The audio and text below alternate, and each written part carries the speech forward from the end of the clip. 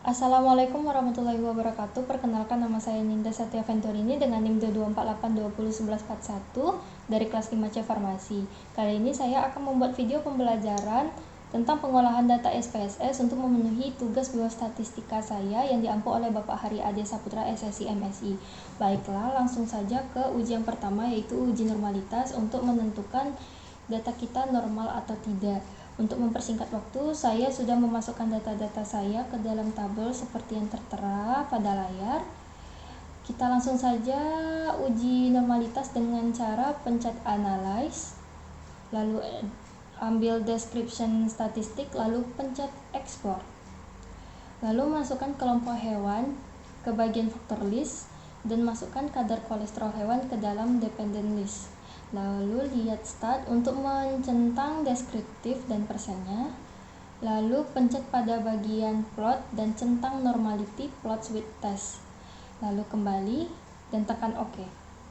Kita lihat hasilnya pada Shapiro Wheel menunjukkan angka besar dari 0,05 yang berarti data kita normal. Kita langsung saja ke uji ANOVA.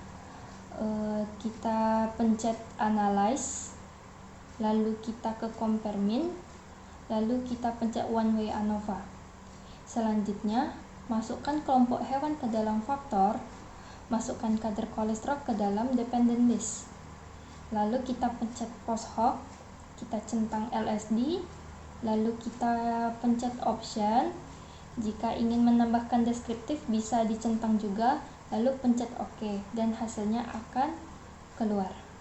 Jika sudah selesai, marilah kita mengkategorikan data dengan cara pencet transform, pilih record into different, lalu masukkan kadar kolesterol pada tabel, tambahkan nama kategori baru, lalu pencet alt dan new.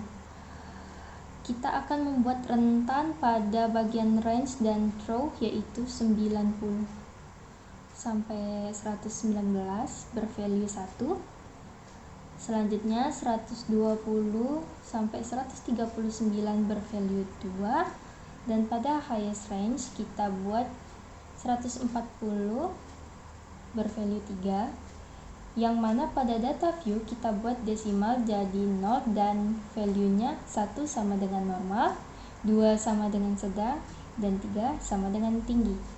Berikut hasilnya. Selanjutnya kita akan mengujikan Kruskal-Wallis. Setelah melakukan penambahan kategori, baru kita lakukan uji Kruskal-Wallis dengan cara pilih analyze, ambil non-parametric test, lalu pilih legacy dialog, dan ambil k-independent sample. Lalu masukkan kelompok hewan pada grouping, variabel, pencet define range, dan pada minimum masukkan angka 1 dan maksimum masukkan angka 5, lalu continue. Lalu pencet option, centang deskriptif, lalu pencet OK. Dan berikut hasilnya. Selanjutnya uji Mann-Whitney. Baiklah, selanjutnya saya akan melakukan uji Mann-Whitney. Pertama, pilih analyze, ambil non-parametric test, lalu pilih legacy dialog, dan ambil two independent sample. Masukkan kelompok hewan pada grouping variabel, lalu kita ke option, centang deskriptif, dan pencet OK. Lalu keluarlah hasilnya seperti yang tertera pada layar. Selanjutnya kita ujikan uji chi-square. Kali ini saya akan menjelaskan uji chi-square, sebelumnya saya sudah memasukkan datanya. Untuk melakukan uji chi-square, pilih analyze, pencet deskriptif statistik, ambil cross tab. Karena sebelumnya saya sudah memasukkan data saya, akan jelaskan sedikit. Pertama, masukkan jenis kelamin ke dalam colors dan masukkan penurunan kadar kolesterol pada row. Lalu pergi ke bagian statistik, centang chi-square dan risk. Pergi ke bagian cell, centang juga extend, row, dan columns. Lalu pencet continue dan pencet OK. Dapat dilihat hasil yang keluar bahwa jika data kita 100% berarti data kita diterima. Dan pada chi-square test dilihat pada